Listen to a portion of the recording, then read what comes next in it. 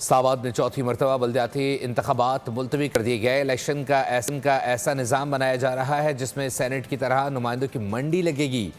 Election commission اور حکومت مل کر عوام کے خلاف سازش کر رہے ہیں۔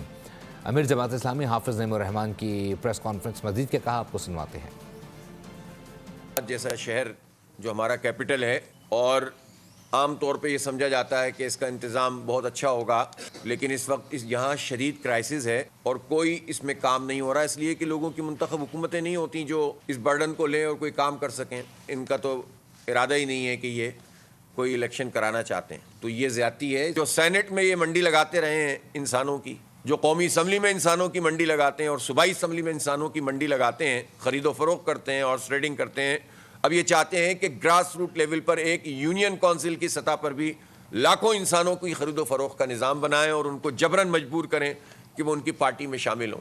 یہ نورا کشتی کیوں کرتے ہیں پیپلز پارٹی والے، نون لیگ والے، فلاں والے؟ الیکشن تو کرائیں کم از کم، لیکن وہ الیکشن یہ نہیں کروا رہے ہیں اور اس آرڈیننس کو منسوخ ہونا چاہیے۔ سبسکرائب کریں اور بیل دبائیں تاکہ کوئی خبر رہ نہ جائے۔